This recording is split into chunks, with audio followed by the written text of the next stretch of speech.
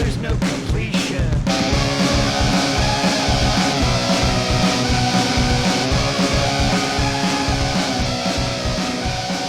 I'm so sick of the intro to this podcast. I have to admit that it's so overly scripted and it's so stale that I've sat here for like 10 minutes trying to think of like how to redo it. So I'll just be completely honest. I don't feel like doing the usual intro, but I got to do it.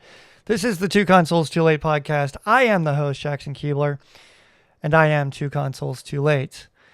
That mouthful of a title means something. And what does it mean? It means that this podcast, I look at the classics and the not-so-classics of retro video games, often for the very first time and with no nostalgia.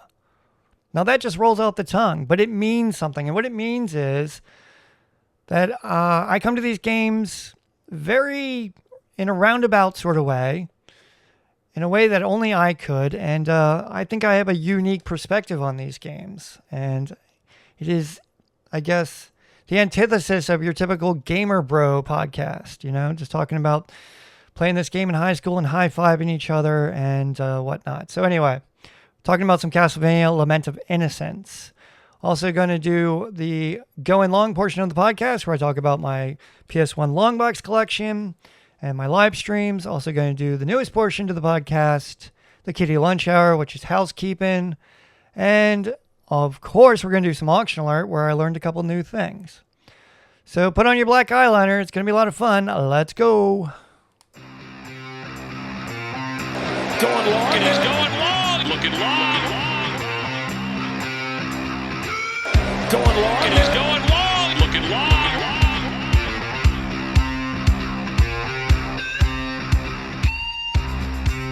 This is weird. I've got the studios at Two Consoles Too Late all to myself, and which sort of allows me a little bit of artistic license and freedom, especially with my use of language. So I'm a little off kilter right now, and I turned off the AC, I turned off the dryer. I don't have an audience. The cats are asleep. This is strange, but I guarantee you, come the Kitty Lunch Hour, there's going to be a cat down here munching on some kibble. All right, so what's going on with the PS1 long box collection? Not much. I picked up a copy of Panzer General from my local retro video game store, Play Raven Games out in Eldersburg. That was CIB, and I picked it up for $23. Just needed that dopamine fix, needed to kind of keep the collection going. I just passed on a lot of 7 games on the Shop Goodwills. The 2 games in the lot that I wanted were Rayman and Phyllis Soma. I put in a max bid of 75, but it sold for like 126. But all the other games were not complete in box. They were really not in good condition, so I'm not really stressing out about that. And also, there was a copy of Resident Evil that just went off on the Shop Goodwills and sold for $261. Stick it. I mean, what is going on? That game is, it's I'll give it, it's a $200 game. But that price just keeps climbing up and up and up and up. So I'm not sure if that was just a one-off or if that's just a growing trend. But shameless self-promotion, YouTube, Twitch, every Saturday, usually around 7:30. But like I said this morning, I was lazy. I play a game from the long box collection, and I played the Criticoms this morning, and it was really bad. And I suck at fighting games. I tried to use the combos, and I just can't do it. So, and there's a lot of fighting games I have to get through. So, but every Saturday, 7:30 a.m., check it out. Because these games were meant to be played.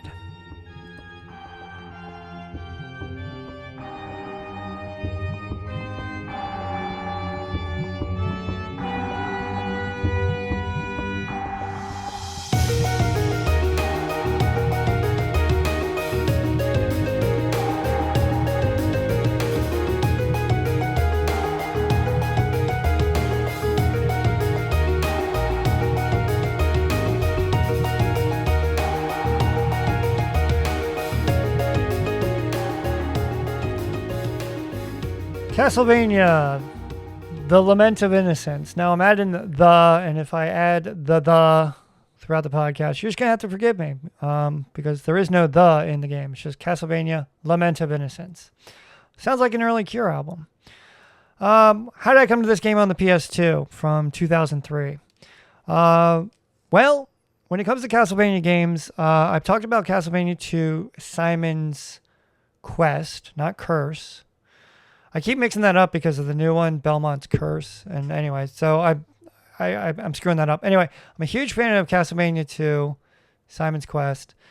And I played Castlevania Symphony of the Night. I wasn't a huge fan of it, but I could respect it.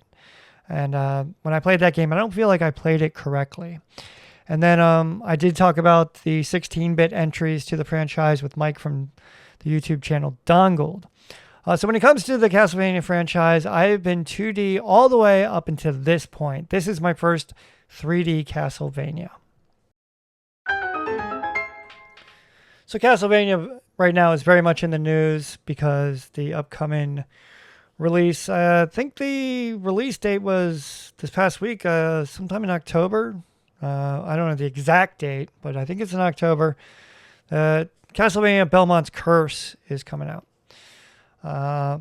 And it's going to be somewhere in the timeline. It's somehow involved with the Netflix anime series. There's all this canon when it comes to Castlevania. And that's just a little bit above my pay grade. And frankly, I really don't care. I really enjoyed the Netflix show, don't get me wrong. And I really enjoyed the story of the Lament of Innocence. But when it comes to the story, I'm not there for the story. I'm there for the game. Lament of Innocence serves as the beginning of the Castlevania timeline. You play as Leon Belmont, the first member of the Belmont family to battle the forces of darkness. So after his fiancée, Sarah, without an H, is kidnapped by the vampire Walter Bernhard, I'll talk about that name later, Leon enters a mysterious castle to rescue her. The story also introduces Matthias Kronqvist, another weird name, whose betrayal ultimately leads to the creation of Dracula and the centuries-long conflict between the Belmont family and the Dark Lord. So unlike the 2D exploration-focused Castlevania games, Lament of Innocence takes a more action-oriented approach. The combat is fast and combo-driven, with Leon unlocking new whip techniques, magical orbs, and powerful sub-weapon attacks. And the sub-weapons haven't changed at all, as they should not. The sub-weapons are still the knife, the axe, the crystal, the cross, and the holy water. My gameplay, I preferred the cross, but a good axe also goes a long way. You can get whip upgrades in the game. The whip upgrades come from mini-bosses who are elemental. There's a lightning elemental, a fire elemental, and an ice elemental boss. They don't have names. But you start with the Whip of Alchemy, which is given to you by Ronaldo. But once you defeat those mini-bosses, you get the Fire Whip, the Ice Whip, and the Lightning Whip. And then finally, you get the ultimate upgrade, the Vampire Killer. Once you, spoiler alert, once you slay Sarah, without an H, who has become tainted. How Victorian. I think they say that she has been tainted, which seems like a very Victorian thing to say, a thing of manners. No Morning Star. I don't know.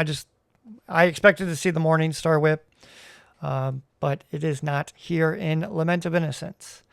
There's also armor upgrades that were available in the shop from Ronaldo.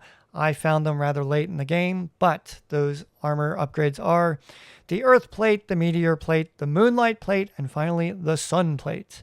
And each of those reduces damage by increments of 10%. The game places a strong emphasis on boss battles and stylish combat, while still encouraging exploration throughout its quote-unquote interconnected castle. All right. Now, I'm going to talk all about this, but the 5 areas of the castle are the House of Sacred Remains, the Anti-Soul Mysteries Lab, the Garden Forgotten by Time, the Ghostly Theater, and the Dark Palace of Waterfalls. And the final area is the Pagoda of the Misty Moon. Those names are a goddamn mouthful. I don't know why they made the names so long.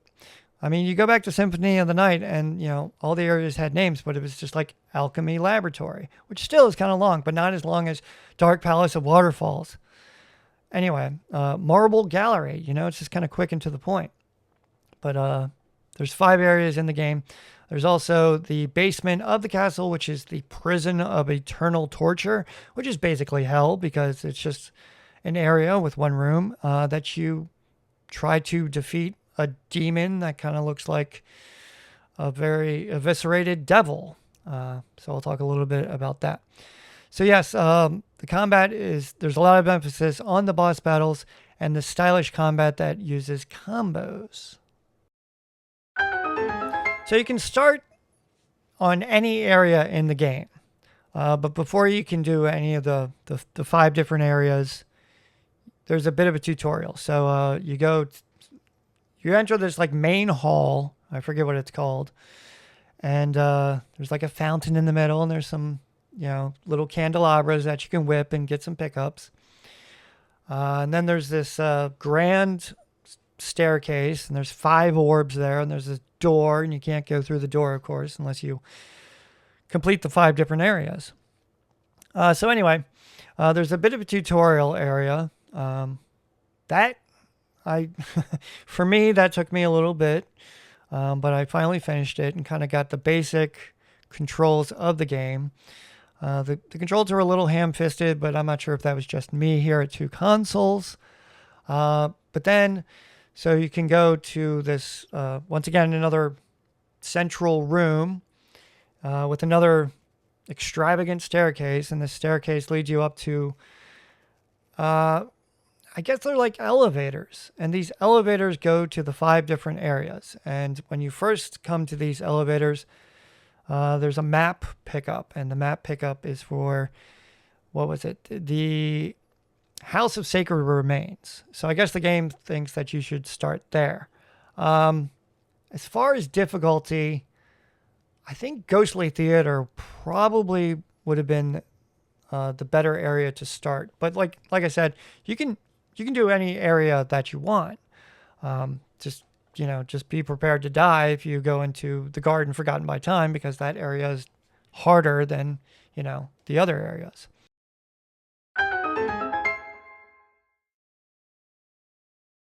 By pressing the select button, it pauses the game, and you can look at your map. I took a lot of issues with this map. While it basically showed you where you were, kind of where you need to go and where the doorways were, the levels are somewhat 3D, and you could rotate to make the view slightly skewed, but it wasn't actually a 3D map.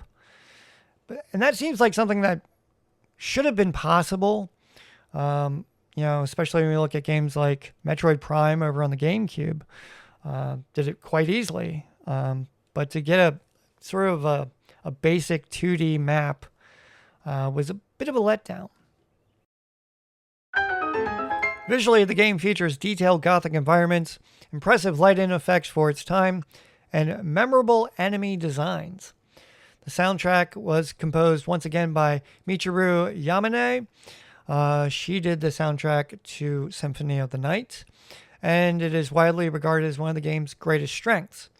It delivers orchestral and Gothic themes that perfectly capture the atmosphere of Castlevania. I like the soundtrack, but I didn't like it as much as Symphony of the Night. For my money, I could just listen to Rainbow Cemetery all day long. So here we are. We're going to listen to a track from the soundtrack. This is the Anti-Souls Mysteries Lab. I could definitely find myself listening to this on the treadmill at the gym. Please enjoy.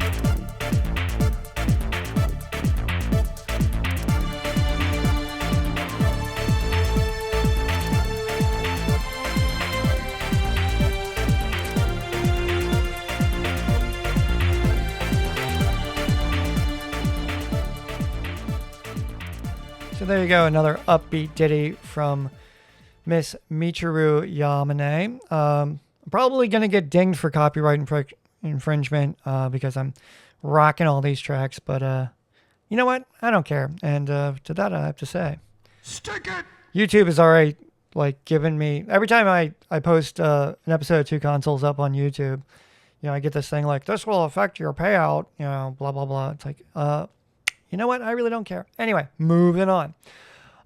So there are boss battles in the game, and they are memorable, as they often are in Castlevania games. The 5 bosses are, in no particular order, Succubus, Undead Parasite, Joachim Armster, yet another strange name. Joachim Armster was your friend and now is a vampire. A Golem, which is basically a stone colossus. And of course, good old Medusa. And then your final bosses are Walter Bernhardt. And then finally, of course, Death. But there were some mini bosses in the game. Once again, you had to fight 3 elemental mini bosses to get the whip upgrades, and that was lightning, fire, and ice. And there is a boss, it's like a Dark Leon, simply called Doppelganger. And so basically you're fighting against yourself. Not the mini bosses weren't too hard. All the boss battles weren't too hard. But here at Two Consoles, what I did was I would get like the high potions, or the potion that gave you 100, recovered 100 hit points. I'd stock up on those. So I'd have like 6 or 7 of them. I would take a beating, but I would just keep recovering my health until I, finally beat the boss. They did have patterns, but not enough. And then, of course, with those orbs, you had like a defensive attack. So I kept using the yellow orb and the cross, and it would be like this spinning cross thing that would just do a shit ton of damage, and that saved my ass multiple times. So one of the biggest criticisms about Lament of Innocence is the repetitive room designs and a fixed camera that occasionally interferes with platforming. I stress the word occasionally. More often than not, that fixed camera was a source of consternation here at Two Consoles. And there was a bit of a limited enemy variety in some areas. Even so, many fans consider Lament of Innocence to be one of the strongest attempts at bringing Castlevania into 3D. Critically, Castlevania Lament of Innocence actually received rather high praise and good scores, as it were. I'm not sure how these scores are determined, but it received 79 out of 100 on Metacritic, and IGN awarded the game a 9 out of 10, which kind of had me scratching my head a bit. IGN praised it for its atmosphere, combat system, and successful transition into 3D, while noting its relative short length. All right, so there we go. That is the AI slot portion of the podcast. Now, what did we think of it here at Two Consoles? So my expectation going into playing Lament of Innocence was, okay, I'm expecting Symphony of the Night, except just 3D, right? That's all they had to do was just make a side-scroller into 3D. Well, they did and they didn't. And my expectations were left a little short. Now, I learned something new about the Castlevania franchise. This game was heavily created by Koji Igarashi. And I was like, who is this guy? Now, Koji Igarashi he started with Castlevania Symphony of the Night, and he did all the GBA titles, to the point where all the GBA titles, they're called Igavanias, I heard them called on the YouTubes, because of his involvement with these games. So this guy is like highly revered. Up until now, I'd never heard of this guy at all. Seems to be kind of like another Hideo Kojima. This guy's doing for Castlevania what Hideo Kojima did for the Metal Gear series.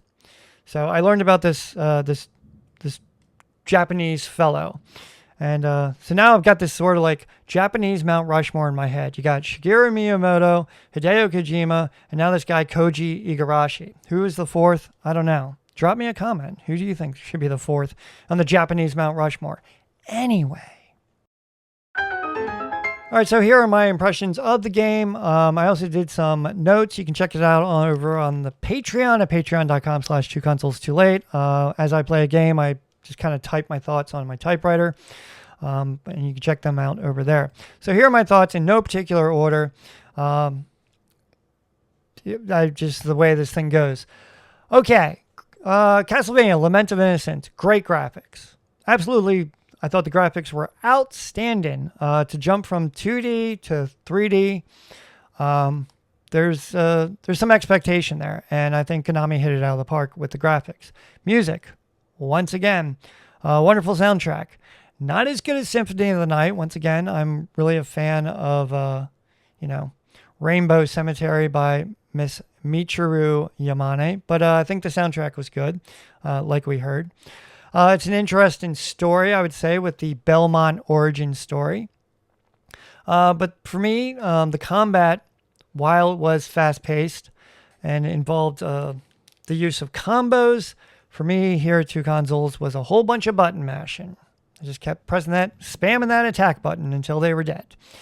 I couldn't tell you one combo from this game. I can tell you one combo. It's square, square, square, square. That's actually a combo because that's the button I kept pressing. And they told me, oh, you figured out a combo. And as you went through the game, I would accidentally figure out skills, which are these combos. But I didn't use them with any sort of purpose or aplomb. What I would have liked to have seen in the game was like a charge attack, just by holding down the attack button, maybe like charging up your whip. I thought that would have been nice, but that did not make it into Lament of Innocence. Once again, I used those orbs when the orbs were combined with a sub-weapon, did a whole bunch of damage, and after a while, you build up the amount of hearts, and that attack would use, I think it was like 8 or 12 hearts, whatever it was. So by using that, I guess, defensive attack using the orbs, you'd go down about 20, maybe 20, 30 hearts in a given battle. But those hearts were quickly recovered. And once again, those defensive attacks saved my butt numerous times. All right, so what I like about the original Castlevania games is, for the most part, they take place in a castle, all right? And you have to work from the bottom of the castle and you work your way to the top. And there's a sense of verticality to the game. We saw this. Now, it gets a little bit different in Castlevania 2 and 3 with the side scrollers because you kind of, working your way through levels towards the castle. And then once you're in the castle, you have to work, you still have to work your way up. But the verticality was not in this game whatsoever. The biggest obstacle to this game is it's just room after room, and each of the rooms are, they're connected and they're filled with enemies, but there's just no connection to the rooms. I don't know how to explain it any better. It was very samey, and that's a really bad adjective, but that's the best I can come up with, is that all the rooms just kind of felt the same. And you know what? You could be in the House of the Sacred Remains, the Garden Forgotten by Time. Yes, these different areas have different, themes and whatnot. So they're going to look a little different. But at the end of the day, it didn't matter what area you were in because it was just room after room filled with enemies. Sometimes the doors would lock and, sometimes they wouldn't. So very often I just found myself just walking through the rooms when I could. It would have been nice to have a free look and, look around at the setting that you were in. But that just simply didn't happen with Lament of Innocence. Another thing I would have liked to have seen in Castlevania Lament of Innocence was some sort of teleportation or fast travel.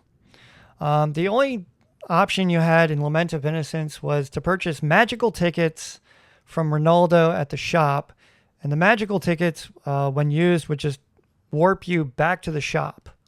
And then you could also purchase what were called memorial tickets, which would just transport you to the last room that you saved in. But that was it. That was the only option for fast travel. What I liked about Symphony of the Night is that you had warp rooms, which allowed you to move. Once you unlocked enough of the map, you could move around, where you needed to go.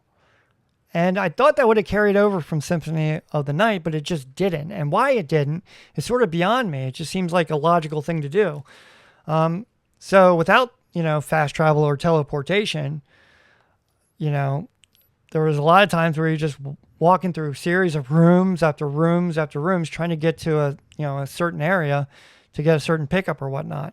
And that got really frustrating real fast. Now, in some cases, you would come to a room and it would not be the same. It would be different. Sometimes it was filled with enemies, but sometimes it wasn't. It's when you reached a room that was completely different from all the other hallways and whatnots that you had gone through, that you got a sense of, as a player, you'd be like, okay, this is different. There's something in this room that I need, like whether it be like a power-up, a secret, or a doorway. You would get a sense when you walked into a certain room that you needed something from this room. But to figure it out was usually kind of difficult.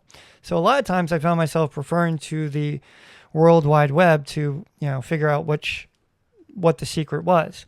Case in point, there's a room, I forget, I think it was the last area. Was it the dark? No. Oh, I think it was the Pagoda of the Misty Moon. Anyway, don't quote me. Anyway, in this room, I just call it the spike room. How eloquent here I am. I just call it the spike room. And in this spike room, spikes would fall from the ceiling, and there were little gaps that were like areas of safety. So when you enter this room, immediately you think, okay, now why is there a gap against the wall? Why would there be a gap over there? Well, there must be a secret over there.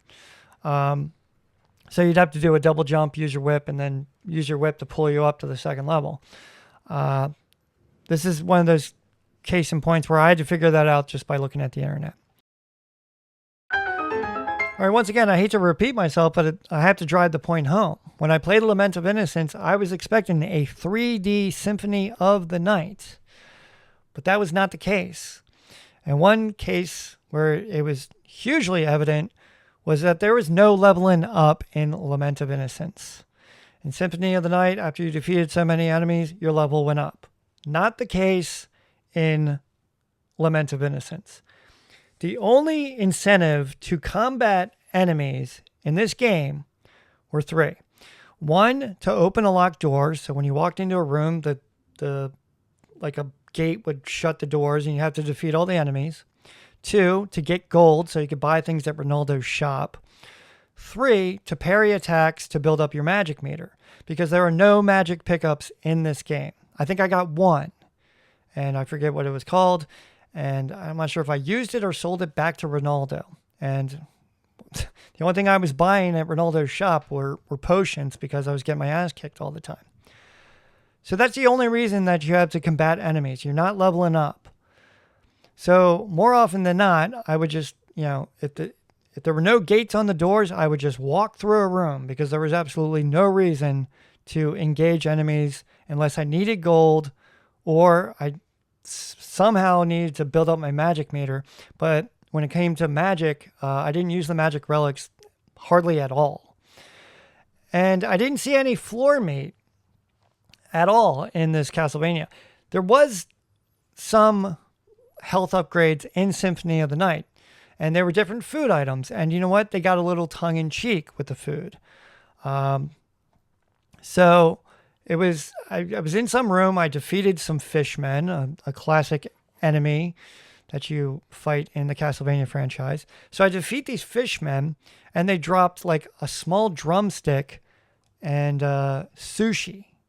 And I thought, okay, and it was like by the fifth area that this happened. And I was like, why did it take it this long to get like a health upgrade from an enemy?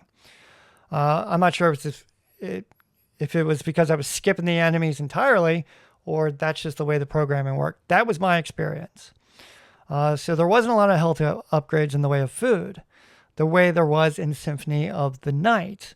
I was flipping through some website, looking at the different pickups in the Lament of Innocence, and there was a whole bunch of different food pickups, but I was only able to get the drumstick and the sushi.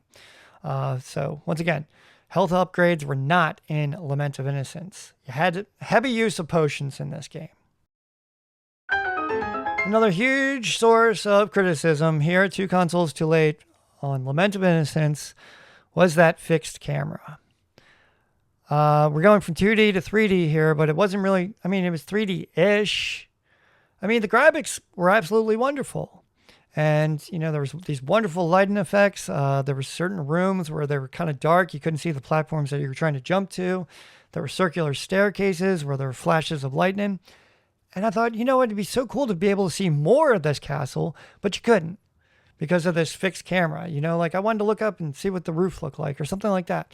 There were like things behind bars and hallways. I was like, what's behind the bars? You couldn't see it because you had this fixed camera. So I say it's, yes, it is a 3D game, but I would have liked an option to have like a first person view. And I don't think that would have been too difficult, but it just simply didn't happen here in the Lament of Innocence. And last but not least, I think I said this already, but I'll say it again. The in-game map, it doesn't seem like a 3D map would have been that much of a challenge. Once again, you go over to the GameCube. They did it on Metroid Prime. Why couldn't they do it here? I don't know. I guess Mr. Koji Igarawa, what's his name? Igarashi, sorry. I guess Koji Igarashi just didn't feel like putting in the time. Apparently, he was well known for being able to bring a game in under budget, and I guess there were some budget cuts when it came to doing the map of Castlevania Lament of Innocence. So what was my final gameplay like here at Two Consoles Too Late? Well, my in-game time was just about 10 hours. I think I started playing this game last week. Played it for about an hour or two. Funny story. I played for like an hour and I got some progression in the first area. Was it the House of Sacred Remains? I got really close to like all the way almost to the boss, and my data save was corrupted. So I had to restart my game, which was actually kind of a mixed blessing because, now that I had a better sense of what I was doing in the game, it moved a little bit faster. When it comes to Castlevania games, I have to whip every candelabra that I can. It's just the way I am. If I walk into a room, I have to whip every candelabra and get every pickup, no matter what. If my hearts were maxed up, I didn't care. I was still going to whip those candelabras. So a lot of that 10 hours, a lot of that was me just whipping candelabras. That's me. That's how I play Castlevania. If you don't like it, you can stick it. Okay. So it took me 10 hours to play the game. I did not finish Castlevania Lament of Innocence. I got 96.6% map completion. I did unlock the basement, the prison of eternal torture. I briefly tried to face off against the demon boss that basically was a devil. So there's this demon boss. It took 3 stages. The first stage, you had to go at its organs. The second stage, it would try to smash you with its arm. And the third stage, it just blew fire at you, and you had to whip on its head. I just kind of played it for a little bit just to see what it was all about, but I completely skipped that.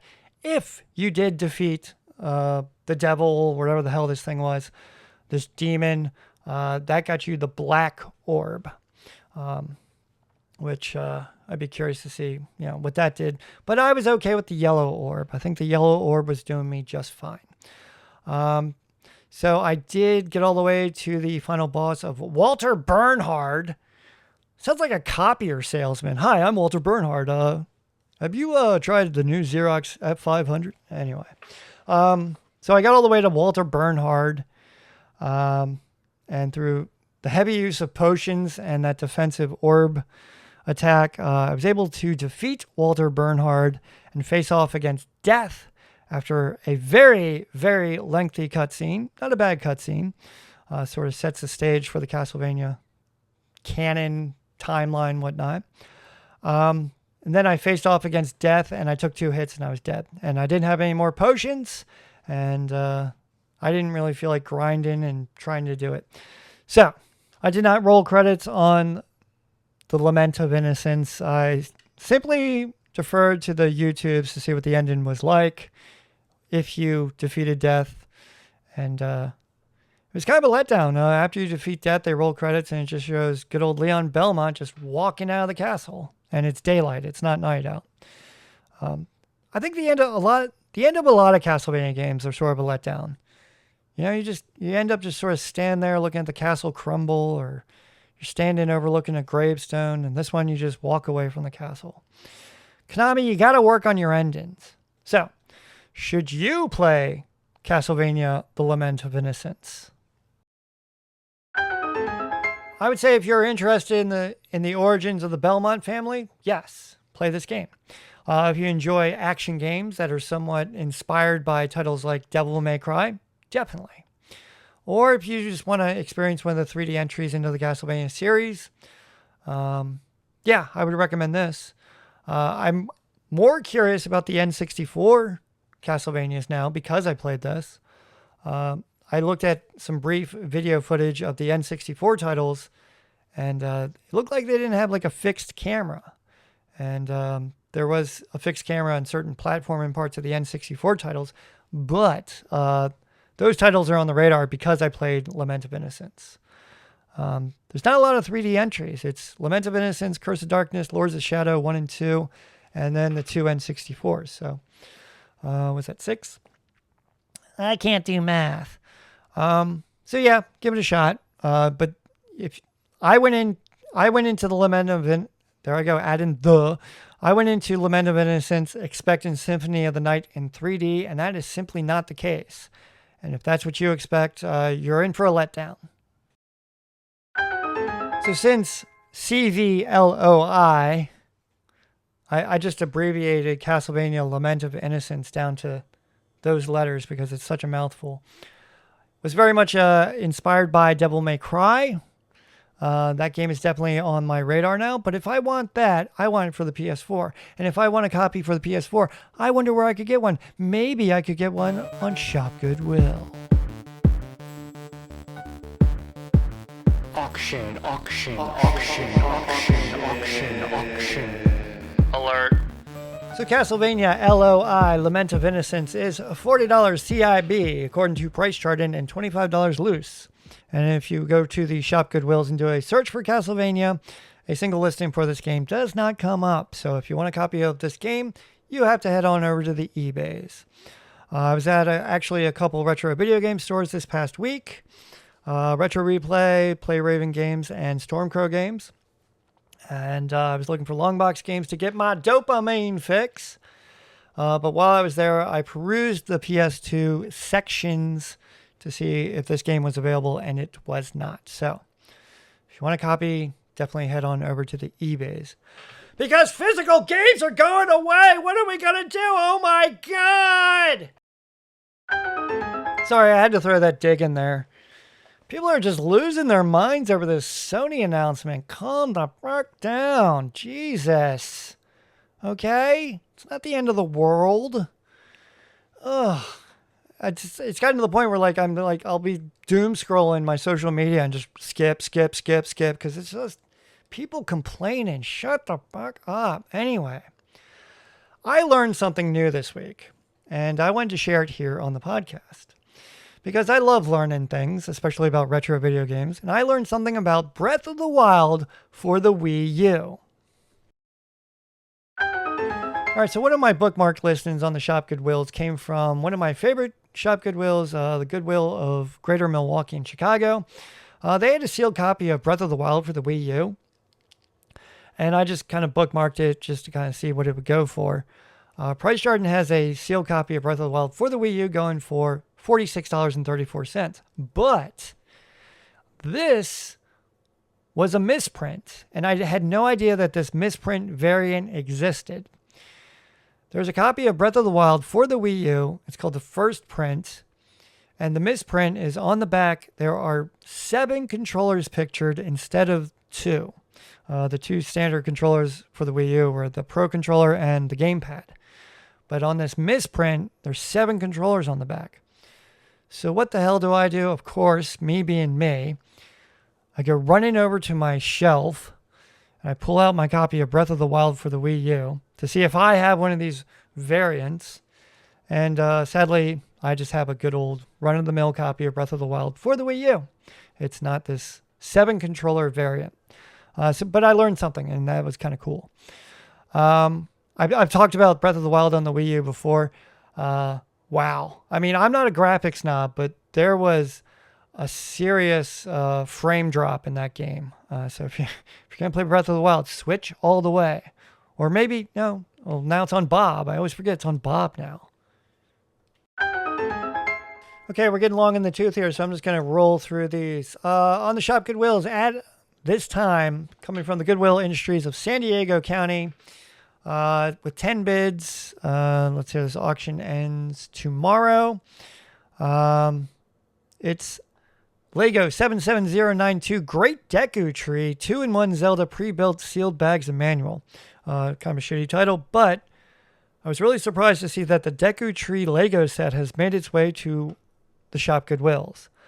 How that got donated, I have no idea. I'm not sure if it's complete, but it's got 10 bids. It's up to $126. So just out of curiosity, I'm keeping my eye on that one.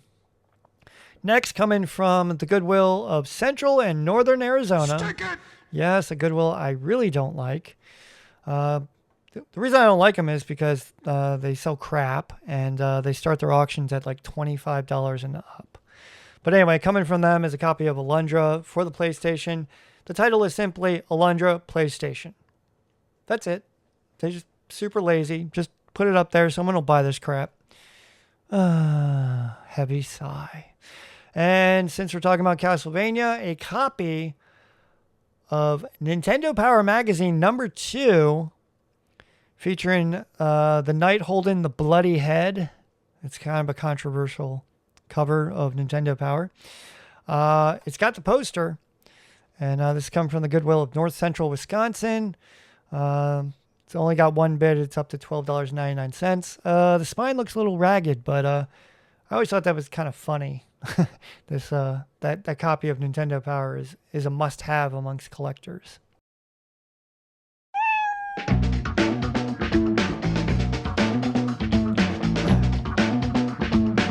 All right, the kitty lunch hour. What am I doing? What am I buying? What am I playing? What am I selling? What am I watching? Housekeeping. Okay, what have I been playing? Of course, I've been playing Castlevania Lament of Innocence. I've been playing that for about the last week. But before that, I rolled credits on Zelda 2, The Adventure of Link. And yes, I did use those save states, but I feel that I leveled up in a more proper fashion that was more conducive to how that game was designed. Got a couple comments from some old high school chums that they never finished it. So it's like, yeah, you know what? I don't own a house, and I don't drive a fancy car, and I ain't got a big fancy job, but I rolled credits on Zelda 2. So yeah, I was super excited about that. But in other news, last week for my dopamine rush, I went to Savers, which is like a chain thrift shop store, big box store. Anyway, went over there and I picked up a Nintendo Wii Power Brick and a sensor bar for $15. And I was finally able to fix a Nintendo Wii that I picked up from next door. I think it's been more than a year. I was going through my trying to fix retro consoles phase, and I did an episode about it. Be sure to check it out. So I finally, I had the disc drive sitting in a drawer somewhere. I had the Wii sitting on a shelf. So I put everything together and I put it in the new disc drive, and it works. And I have to say I am quite pleased about that. But if you need your retro console fixed anytime soon, I do not recommend that I do it for you, because I always end up with extra screws that I just simply don't put back where they're supposed to be. So this Wii, while it does work, is basically being held together with maybe 2 screws and some chewing gum.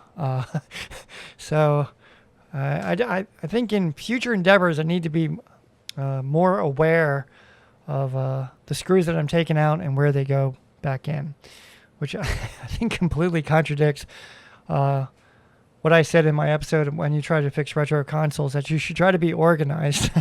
I'm not very organized, and for that, I'm sorry.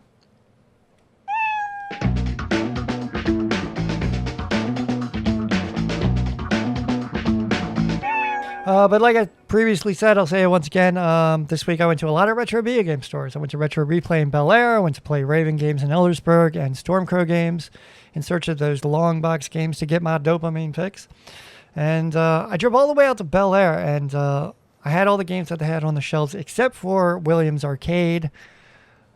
Greatest Hits. They wanted $30 for that, and the artwork was peeling off. And I thought, you know what? No, I'm not just gonna buy this because it's here. I'm gonna wait for a better condition to copy. So I passed on those, but like I said, and going along, I picked up that copy of Panzer General and got my dopamine fix.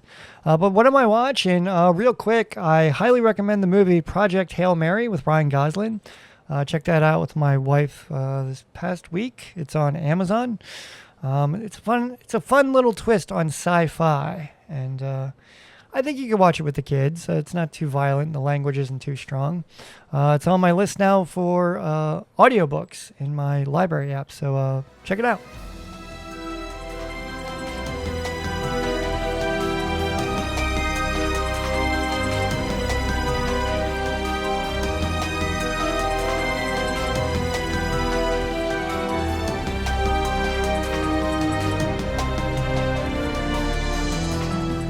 All right, so there you go. After 167 episodes, I finally talked about a game on the greatest selling console of all time, the PlayStation 2.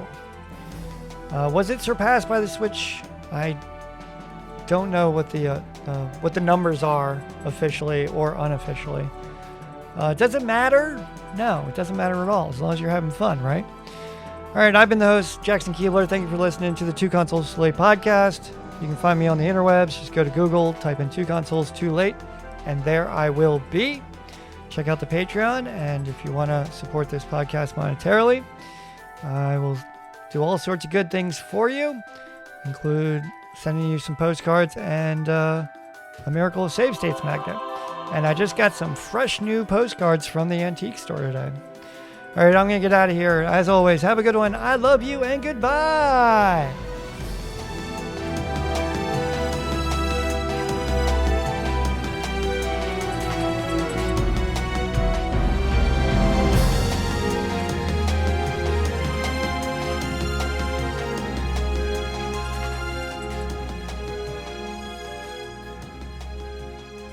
All right, Jackson, what did?